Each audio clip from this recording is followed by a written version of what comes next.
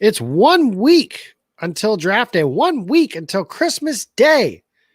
We've got a special guest in the house tonight, and of course, Jake Morley and myself. Boys and girls, let's hit it.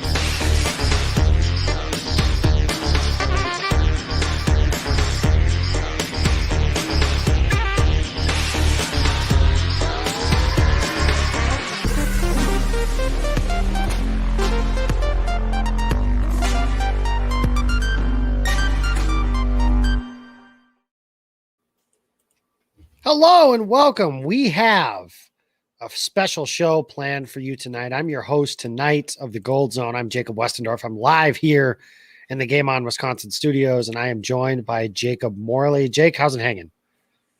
Good, dude. I have to say, because I've wanted to say this every single time we've done this show, and I literally wrote it on my hand, MVS. That shot play to MVS where he's just in the open field running away from everyone against the Bears in our clip is maybe one of the most beautiful football plays I've ever seen.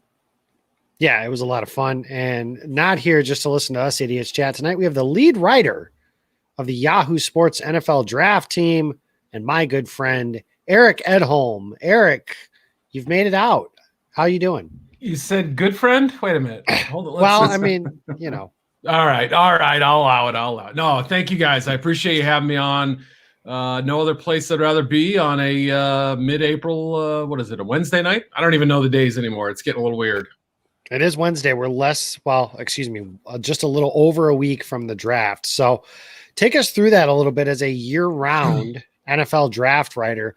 When did you start looking at this class? And is like the 28th is draft day just kind of like an exhale, or how does that all work for you? Yeah, sort of. Draft grades take quite an undertaking, but yeah, I mean, I try over the summer to pick out, the 20, 15, 30, whatever the number is, the name guys that I am pretty darn sure are going to be, highly touted prospects, guys I'll be watching just to get familiarity with them, take a few notes, jot down the names of some teammates and stuff, and just some things like that. And as we get closer to the season, scouts start meeting with NFL teams, get some of the national lists and just start going through those guys one by one. And I'm working through it. This is only my third year doing it as a full-time thing, although I do some other stuff in the summer, and I'm just adapting as I go and trying to figure it all out.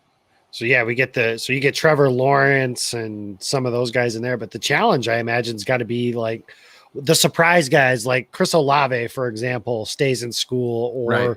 I mean, there's a million guys that I'm sure you guys are surprised that declares and everything like that. I have notes on Travis Etienne from like 3 years ago or whatever, you know what I mean? Like guys that I assumed were coming out, Najee Harris, whoever. So yeah, I've got some old notes that may no longer apply, need to be updated. So they all go to use. I put them in a big database, and I hope I never lose my password.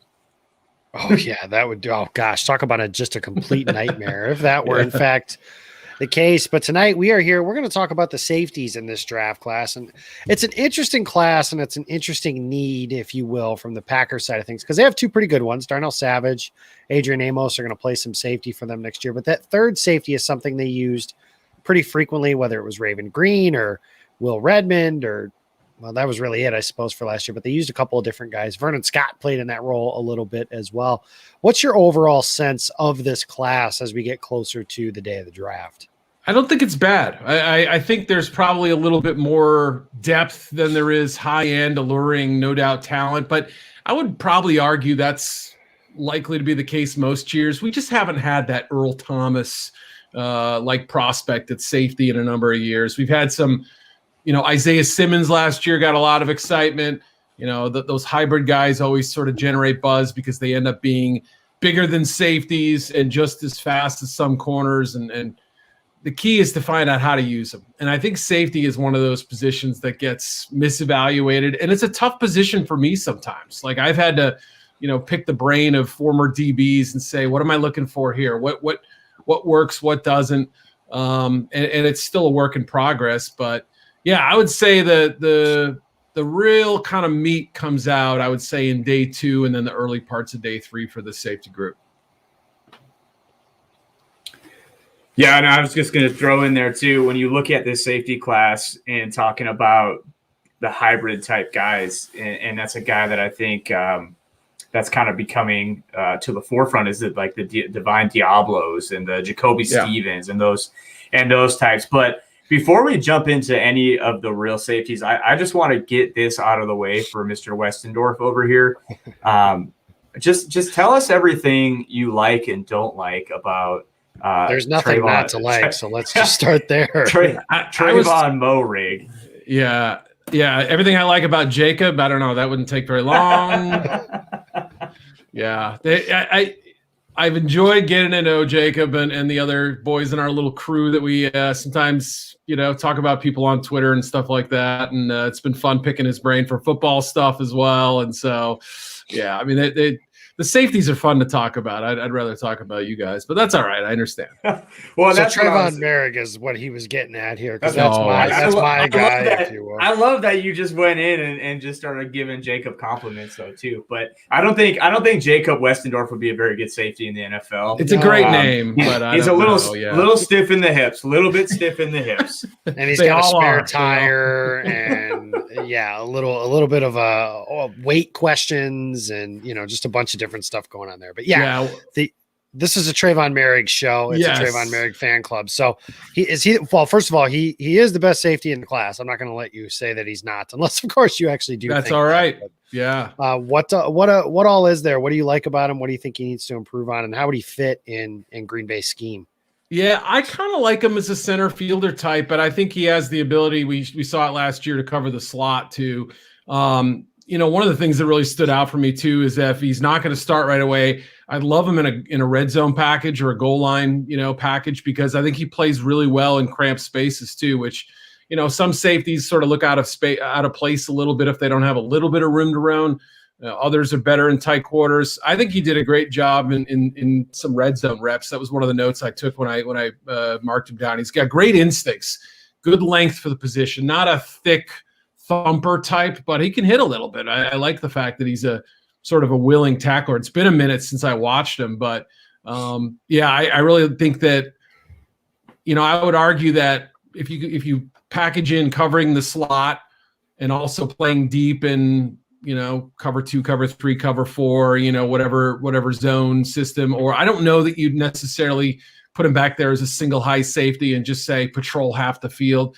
That may not be exactly what he's best at, but I wouldn't be scared to do it either. So yeah, I'm with you though, Jacob. I think he's the best all-around safety. I've heard some Richie Grant love. I've heard, some other guys like Javon Holland, who I do think has some skill.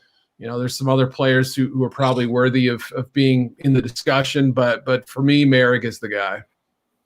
And I love those 2 other names that you just brought up as well, because we were just talking in the pre-production show about who's your safety 3, and you start looking at the top guys, and then it's up for debate, who you want. And I think that speaks to basically the depth of this class. And it is kind of a, pick what you want, what kind of scheme do you want to run, and how are they going to fit, and how will they be used? But we actually had Eric Crocker on last week, and we got to talking about Trayvon a little bit, and basically echoed what you just said. He called him, he's a cover guy. Yeah, I don't really care how you use him, but he'll cover that guy. He's that type of player. And, maybe 10 years ago, he's not the type of player that you love because he's not an intimidator over the middle, but that's gone. That's far gone in today's NFL. So, give me the guy that can just cover you and can get you to the ground. Yeah. And I think that's pretty much what he is. So there's a lot of excitement, at least in Jacob and I's DMs, about Merrick to the Packers, just what he would look like in Joe Barry's scheme. Right, that you're only setting yourself up for disappointment, boys. I know. I mean, I'm just saying, like, right? Yeah. If there's ever a team that seems to kind of pull the rug out from under their fans a little bit on draft day, but that said, I agree with you, and I think, he and a few other guys. I don't know that Javon Holland is getting quite enough love. I mean, he's got maybe even a little bit bigger frame than Merrick. I don't know, they're similar, but not, pretty impressive, and he can run too. And I like the fact that he's got a little length to him. So he's been working out at corner in the offseason. I mean, I've been kind of questioning where exactly to slot him, but I've got him at 49 to 52 range overall. But I like him, I think, better than some others do. No, you're talking to two big Javon Holland fans. Good. And we even mentioned, if he's the pick at 29. That's who you want at 29. Oh, wow. Okay. So well, if he comes off the board and kind of talking about, like, that would be the biggest Gutekunst thing to do, right? Is have Merrick on the board, and we're all excited, like, oh, if they're going to take a safety, it's going to be the TCU kid, and then they take Holland out of Oregon. Jacob and I would probably be disappointed initially, but I think then you fall back on the fact that I think, when you look at guys, and when you pick at the end of the first round, that's a stark reminder that, like, hey, you're picking at the end of the first round, and sometimes you're going to be taking guys that are 49 on some people's boards just because, hey, he's not going to be there at 62, and we like this guy. So, you're talking to two big Holland fans here. And I think when you talk to Packers fans, you want to talk about who is a guy that reminds you of, like, a Micah Hyde.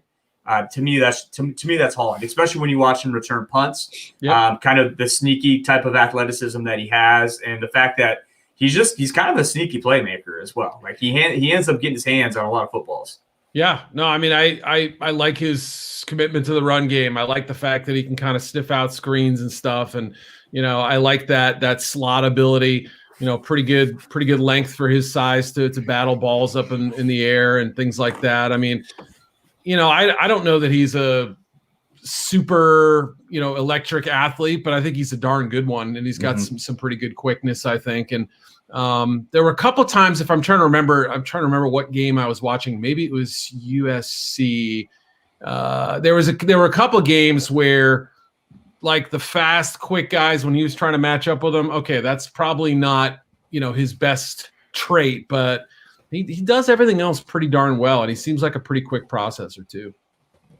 So that part gets interesting. We're talking about some of the deep guys, the guys that can play the slot and on the back end as well, which I imagine that's where the Packers are going to be looking if they start talking about some safeties. But another thing that they've done, and a question we kind of had brought in here, was in place of a second linebacker. So I'm going to paraphrase that question a little bit. And something Green Bay has done in the past, if you remember, like Morgan Burnett, when he was in Green Bay, played that, they called it the nitro package, and he was the other linebacker in there, and then they just got run all over and then figured out, okay, we're going to put a real linebacker in there.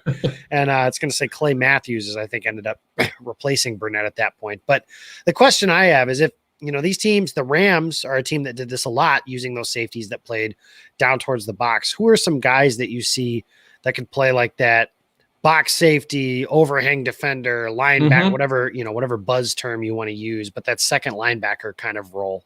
Yeah, I mean, the guy that really sticks out to me, I mean, some people are trying to figure out what to do with Hamza Nasruddin from Florida State. And, is he a safety? Is he more of that guy? I still think he's a little kind of, I don't know. I mean, he's a hitter, but I don't know that he could hold up more in there. But the guy you mentioned earlier in the show, Divine Diablo, I'm a big fan. And it was one of those just oversights, because I knew about him. I have some friends who are on staff there at Virginia Tech, and they'd kind of, turned me on to him early in the process. They raved about his character. I mean, they just said, look, this is like a real dude. Like, we would put him up as an A+ character guy and put our money where our mouth is for scouts. And so, that alone, great special teams background.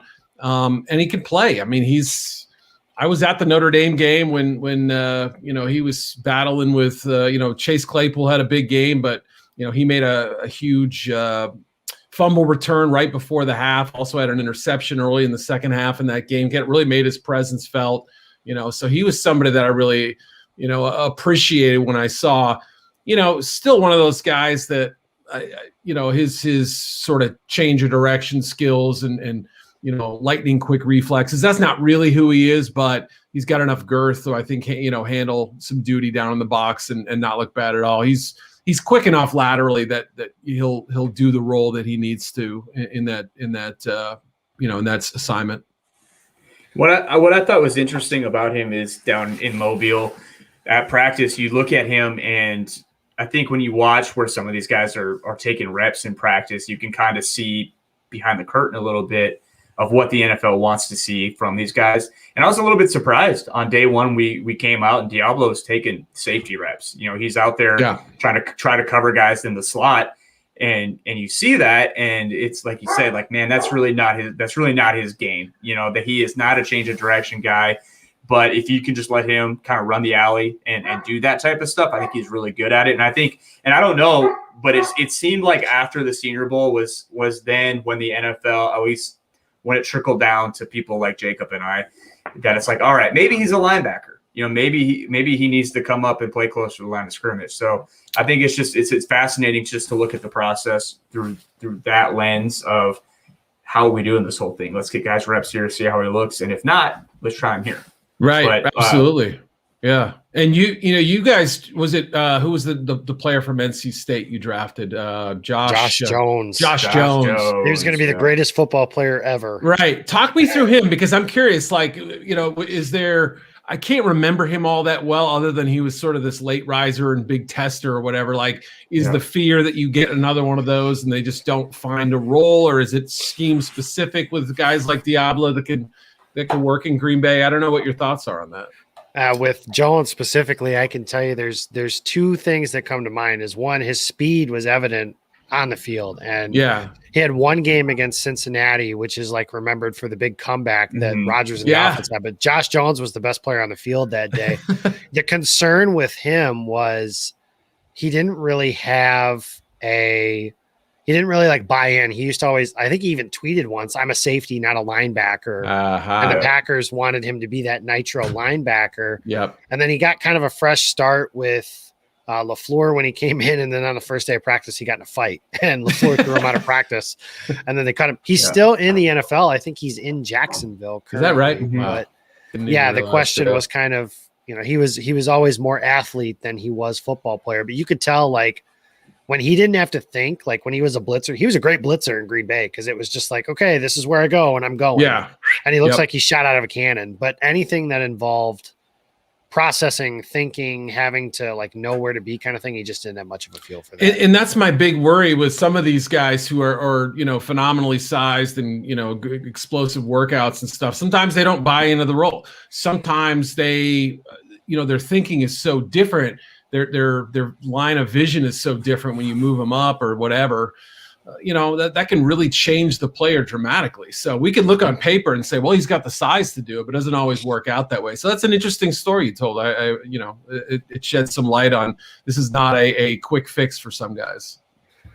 That it's not. So Eric, we said we'd keep you for 20 minutes, and I'm right about at my deadline here. So I do want to point out, you have a chance here. You have a new mock that you put out probably a couple of weeks ago now, but at that point, your pick was Caleb Farley, the cornerback from Virginia Tech for the Packers at 29. So what are your thoughts on that, if that is in fact the pick? And do you think that cornerback is Green Bay's biggest draft need? Because draft needs and team needs can be two different things. But coming into this draft, I could see it being pretty far up there, right? I mean, obviously re-signing Kevin King gives you a warm body, I guess, but you'd love to have somebody in the pen kind of working to replace him. And the thing with Farley is I still haven't been able to get concrete sort of medical updates and information on him to know exactly where people are thinking about taking him. Like, where would you feel safe taking him? Is the end of the first round good enough? We're talking about a guy who could have been a top 10 pick, less than a month ago. Is it definitely going to be round 2? Because typically corners who can run sub 4.4 and are 6'2" with 34-inch arms almost. I mean, he's built like an alien almost for that position. They don't last long. The health concerns are real though. So that was a tough one. I didn't know. I know Green Bay has been sort of conservative medically in the past and haven't always signed off on those types of players, but I wouldn't be shocked if there's at least a discussion there, because it seems like they have done some work on corners, and I didn't find another one that I thought was an ideal fit at that spot. So, it was one of those provisional picks. It's hard to sort of think what a team late in the first round might do in that situation. Right. And sometimes you think they're going to draft a receiver or an offensive lineman or a defensive lineman or something, and then they trade up for a quarterback. So, sometimes that happens. Sometimes that happens right. too. So yeah. It's a thing weird that can happen. Right. So I got one more. We'll do a bonus real quick then. Since I just mentioned receivers, that's obviously a hot button issue. And something I appreciate is when I read your mock, I don't get the canned sentence of, oh, the Packers obviously need receiving help. Aaron Rodgers this, Aaron Rodgers that. But that being said, I'm going to ask you to answer that question. Yeah. Is there a receiver that you think fits best with what the Packers are trying to do with Rodgers? And is there like a sweet spot for somebody like that? Yeah, that's a good question. I mean, I would guess, from my opinion, tell me if I'm wrong. I would love to get a slot guy. I would love to get a, sort of a quicker option underneath, just to have a little bit more, diversity to that, unless I'm overlooking somebody or not thinking of the right personnel. But I mean, sort of the bigger, longer targets and Devontae outside. I know they have Aaron Jones who can catch the football, but I wouldn't mind somebody who can, take a little hitch and go 17 yards with it. So luckily this draft class is pretty full with them. If anything, if there's a weakness at the position, it's probably that, the big framed guys, aren't as plentiful. And we have Terrace Marshall, who's, sort of battling some red flags, medically speaking. So I don't know if he's a little bit too sort of Ty Montgomery-ish, but Amari Rodgers, no relation to Aaron, is kind of an interesting guy. He sort of has that running back build and got a little burst. He can play outside. He has played outside. He's played in the slot. He looked better outside than I realized he was, so, not your typical dimensions at like, 5'9", 210 or something like that. It's a little bit of a squattier build, but I love how he attacks the ball, and I think he could be a third-round pick or something like that. I wouldn't be shocked if he goes, maybe late 2, maybe all the way to late 3, somewhere in that range. He did say that his dream scenario was to be picked by the Packers in the second round. So there's a bit of a history for that, obviously, with Adams and Cobb and Nelson and Greg Jennings. And there's quite a few of those guys that they've had, but it has been a while. So Yeah, that was interesting. So Eric, appreciate you stopping by. You can follow him on Twitter at Eric_Edholm. We appreciate you coming by, and I'm sure we'll be talking again soon. All right, fellas. Have a good night. Thanks for having me. Yahoo Sports is Eric Edholm heading off. He actually, bless his heart, had another spot that he was trying to get to here in the next few minutes, and he stuck around to talk with us idiots for a little while. So that was fun. And then, like I mentioned, Eric and I are actually friends on the side. We do chat a little bit too, so I appreciate him giving a peon like me the time of day, so to speak. But Jake, just give me a little bit, what are some of your takeaways for what he said and what he all kind of broke down there. We'll start at the receiver spot. I know this isn't the receiver show, but then we'll jump into safeties real fast. Well, I think with Amari Rodgers too, specifically talking about him, if you looked at, I think Bruce Feldman's had an article that came out today, and there's some really, really glowing comments about Amari Rodgers off the field and on the grease board, talking about his intelligence as a football player.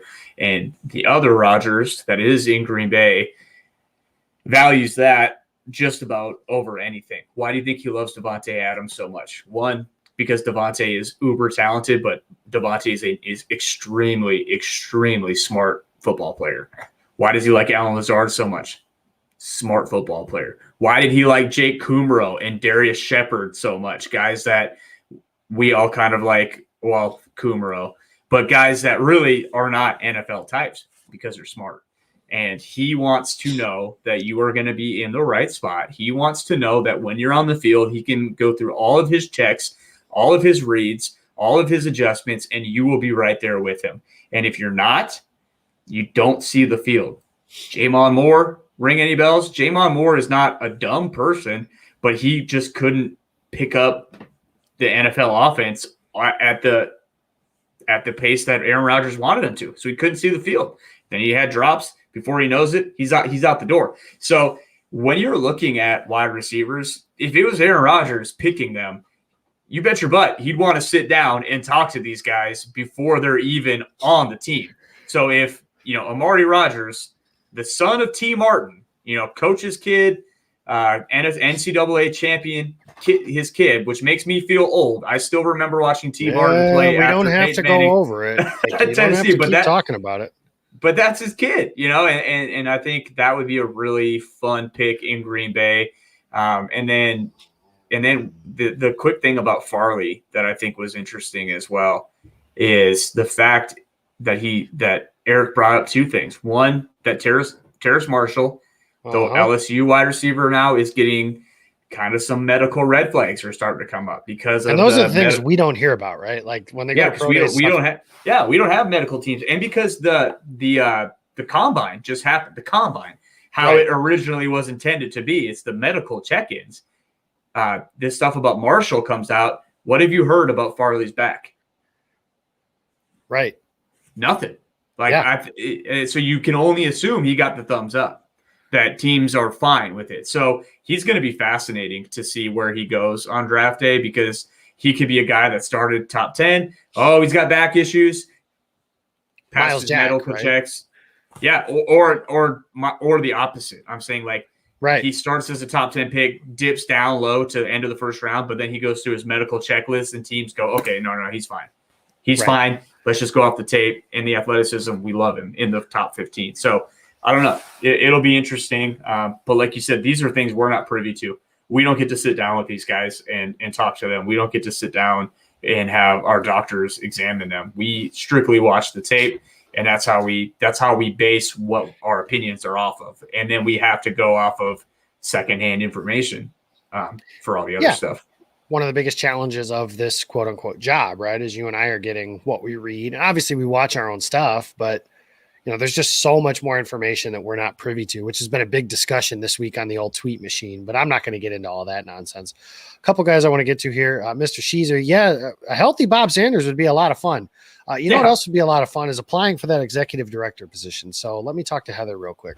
The other thing, apparently Trevon Merrick is here, and Trevon, I just want to tell you that I'm a big fan of your work, and I personally think that, wearing that number 2 in Green Bay would be an excellent number for you, which, by the way, that was something that was passed today. The NFL has decided you can wear whatever number you want if you're a skill position guy, which could be interesting. I do have to say it was funny to me to kind of go through some of that. I keep saying, give this defensive back number 2. That was Charles Woodson's number in college. And then I said, bring Charles Woodson out of retirement and give him number 2. And somebody said, that's Mason Crosby's number to me. And I was my response to that, in case anybody's wondering and anybody cares, if Charles Woodson comes out of retirement and wants to wear number 2, the kicker can pick a different number. 69. I will say that. Bakhtiari can wear something else. I will also say, if the Packer, if Jair Alexander decides he wants to wear number 2, then Mason Crosby, again, the kicker can pick a different number, and that's no disrespect to Mason. It's just he's a kicker. Didn't Jair wear? Jair was 10. 10, that's right. So 10 in college. So yeah, the future Hall of Fame quarterback that is known as Jordan Love. Jacob, the last guy to ever wear 10 in Green Bay, he's wearing it, man. He's wearing it. So whatever. Yeah. I was gonna say it'll be interesting to see between Trayvon Merrick and Diami Brown who's gonna duke it out to wear number 2. Oh man, that would be interesting just to go. The number part is fascinating. And I'm somebody who normally I don't care about stuff like that. But then I went to college and I met a guy named Marcus Eversole who told me that is important. And I could promise you Darnell Savage would be an all-pro already if he had just been given the number 21 when he was drafted. But alas, he was not. And here we are. I think he's going to switch it. He tried, remember, and then he didn't. Something Trevon pointed out. I think with these new rules, they can switch now without any financial penalty. Having to buy out the jerseys, because that was the big deal, was the jersey sale stuff, which I remember my wife had just gotten me a Savage jersey, and she was so upset when he changed his number. And then I was like, oh, no, it's fine. He has to change it back. So do me a favor, guys. If Savage changes his number, just don't tell my wife and let her notice on her own, which she may do, which she may not. Go ahead and check out my Twitter page. She did a mock draft today. The Packers ended up with Zaven Collins, Diami Brown, and Hunter Long with their first 3 picks, which I thought, considering she basically your wife made those picks? Yeah. Good draft. All right. Yeah, good job, Mrs. Westendorf. That's good considering stuff. she basically picks it based on I like that name or I know what that means. So, Diami Brown's here too. We've got the whole gang here tonight. So, wow, we got a little bit of everybody. Somebody's got too much time on their hands, is what this all means. But hey, we appreciate you guys coming through and everything like that. One day mentioned here by Trayvon was Ardarius Washington, and I kind of like him too as one of those later round guys. He can make an impact on special teams. Can he be somebody that plays a little bit for you early? Just honestly, get that whole damn TCU crew back together. Vernon Scott showed pretty well last year in some limited time. He's also a friend of the program. He was on the first show that we ever did. So that was, the first long show, I should say, that we ever did. So that was pretty cool. And then just bring in Merrick and Washington with some of those guys too. So I think that would be fun. What do you think about our Ardarius Washington? I think he is a playmaker. I think he's a lot of fun. I think there are some arguments to be made that at times he looked better than Merrick, but the problem is he is very small. He's a small guy, right? But Washington is a good player. I know my buddy Matt Lane that I write with at the KC Draft Guide is a huge Ardarius Washington fan. He calls him our Darius Washington, and whenever you get a nickname like that, you know he is a good player.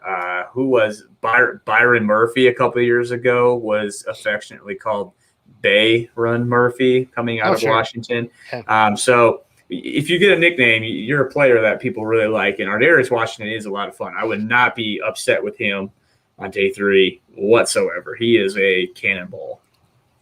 So let's talk about some of the stuff. I mean, obviously we asked Edholm about it a little bit, and we got to talk about some of our things a little bit, but what are your thoughts on, do you want Green Bay to kind of use that safety idea and kind of play around with Savage and Amos in that slot star kind of role? Or would you prefer, like in a perfect world, and I'm saying this as somebody that loves Trevon Merrick, and I would pick him at 29 all day long. But if I could tell you can end up with Trevon Merrick and 1, and let's just pick a boundary corner for round 2 and say it's Ifeatu Melifonwu, just a shout out to my guy Peter Bukowski for that. Or if I told you they get Greg Newsome and Asante Samuel Jr. as a way, and maybe this isn't a fair question because maybe you like Samuel a lot more than you like Melifonwu, but just those general examples. Do you prefer that? I get what you're saying. I do get what you're saying though. So you're talking about like go the safety route and play around with Savage kind of in that slot role, or the safety, or to pick a boundary corner and then like a true slot type player. So maybe I can replace. Let's replace Samuel with like Elijah Molden. Sure. Yeah, or even Holland, Javon Holland. Yeah, that's another example too. I would go with the Newsome Holland route, or even over Merrick and the corner, just because I just really think an outside corner on this team that can play opposite from Jair is just going to do this team a bunch of good. And then I think a guy like Holland or Molden, any of those guys, like they can kick down and play the slot. Or I think Savage can. I know it's been interesting because some people have really been against Savage playing that star role. And I just and smart people I really respect that have said that, like Andy Herman, a guy that I think is super smart, doesn't like that idea. And for me, I just don't know if I agree with it, just because watching his tape at Maryland, that's what he did. And that's what he was so good at. And I think he's had a lot of really good reps in the NFL. I think when he started kind of ascending halfway through his second year, it was because they put him a little bit closer to the line of scrimmage, and they put him in the slot, and they moved him around a little bit more, and they put him in positions to make plays. And that's what he does. And I think if he does play that star role, I think he's a Pro Bowl player. I think he could be a Pro Bowler at safety as well.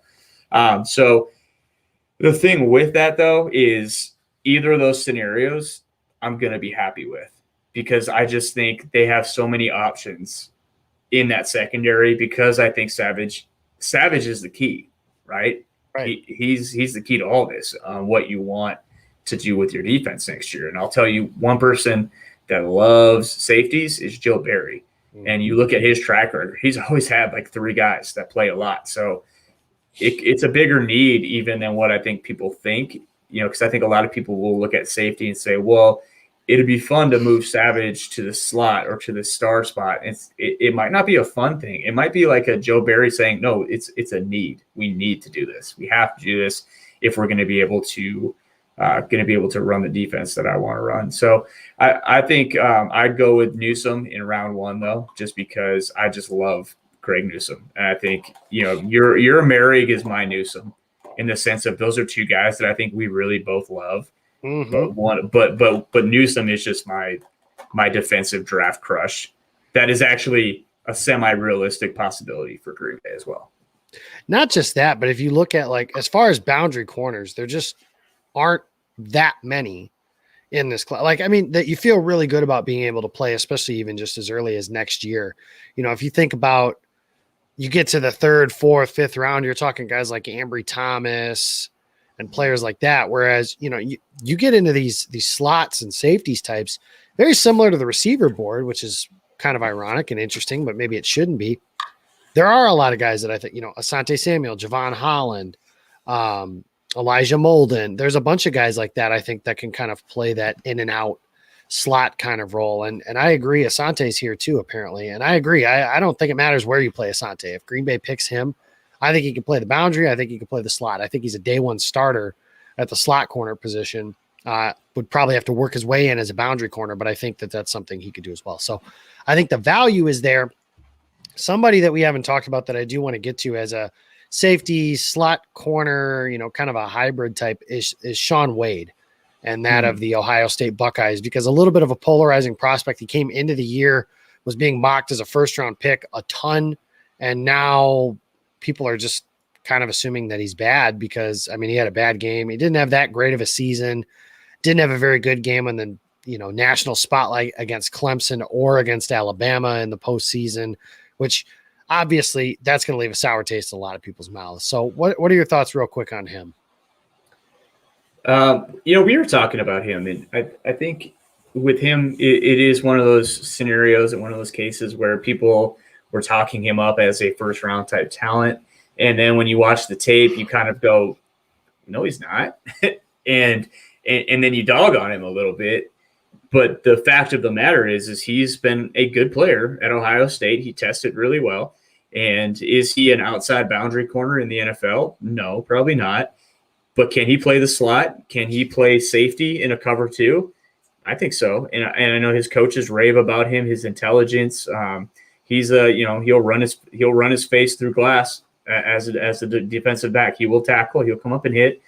And so I think, when you talk about the range that he probably should be going in that 3rd round and beyond, then yeah, sign me up for a guy like Shaun Wade. I think, he can come in and play early too, because he's a guy that's, blue blood program, played there for a long time, saw some of the best of the best. Did not always fare well against the best of the best, but I think you can cover him up a little bit better than what Ohio State did. And he might be one of those guys that's just quietly has a 10, 12-year career and is just really solid for a long time. So I could get on board with some Shaun Wade just because I think his best asset is what's between his ears. And you look at him as a player on tape, and he is an intelligent guy. So I think he would be a guy that fits with what Green Bay wants to do because he also tested out of the gym. Yeah, and I'll be interested to see how his draft goes. Is he a 3rd, 4th, 5th round pick? Because he's a guy who Owen Reese, our buddy here, did a mock draft that I think he ended up getting Wade with their 1st, 4th round pick, which I was like, sign me up for that shit all day long. Yeah. Like, yeah, absolutely. I mean, at that point in the draft, like you're kind of taking shots on, athletes from blue blood programs, sometimes the small school, the Donald Parhams of the world is somebody that I use. XFL legend Donald Parham is an example for that. That's somebody that I think is just going to be interesting. And I think, you mentioned he tested well. That'll be on Green Bay's radar. So it's, people say, can he play in the slot? Can he play man-to-man coverage? Well, don't ask him to. Like, right. I mean, obviously you have to play some man coverage. There's plenty of that stuff to go around. But I just think we get too caught up in the draft process of like, oh, this guy can't do this. Well, if you do every single player of course, nobody can do everything. Trevor Lawrence is the best prospect in this class. There are things he does not do that well. There are adjustments he's going to have to make on the pro level. The same goes for Penei Sewell or Patrick Surtain or Jamar Chase or Kyle Pitts, or, name your top prospect at a given position. There's no such thing as a perfect prospect. And I also believe there's no such thing as pro ready.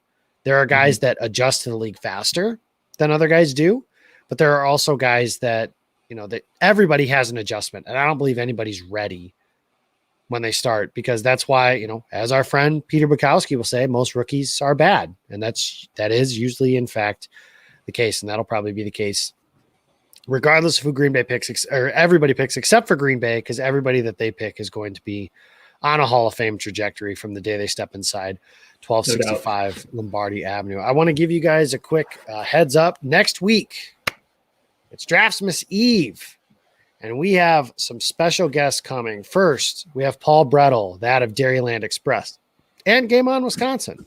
We have Nick Vile, formerly of The Bachelor. We have Ivan Carter, formerly of the Minneapolis Star-Tribune, and to close it out of Locked On Packers, Peter Bukowski will be joining us next week for a special 2-hour version of the Gold Zone. We're going to go through the scenarios. We're going to do a live mock draft here on the channel. We're going to do as much as we can to get us ready for Draftmas Day. And then when it all finishes up, Thursday, your draft party's right here. It'll be hosted by Dan Kotnick, Todd Varney, and Jimmy Christensen of Lombardi's Bar. Friday night, day 2, you'll get me and a wide range of guests talking. And then on Sunday, Jake Morley and myself will have a lot of different people coming through on that as well to wrap this whole thing up. But it's almost draft time, guys. We appreciate you guys stopping by. We can get Jacob Morley. You can find him on Twitter at Jacob Morley. You can find me on Twitter. I'm at Jacob Westendorf. And you check that bottom line right here. Follow us on Facebook, Twitter, Instagram, and YouTube. Hit that little bell in the top right corner. Subscribe to all of our stuff. It's almost draft day, guys. You're not too far away. Enjoy what you're doing. Appreciate you guys stopping by. I want to thank Eric Edholm again for hanging out with us tonight.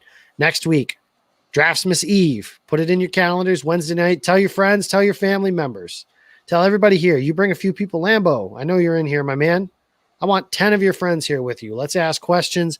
Get those things set for who you want them answered by, all that sort of stuff too. We'll get all that in. It's going to be exciting. Tomorrow, we have Open Book and Lombardi's Bar doing a crossover. So the Open Bar will start tomorrow at 6:30 p.m. Central. Be sure to check that out and all the other stuff going on at Game On Wisconsin. We got a big week coming up next week. Thank you guys for listening, and we will see you next week.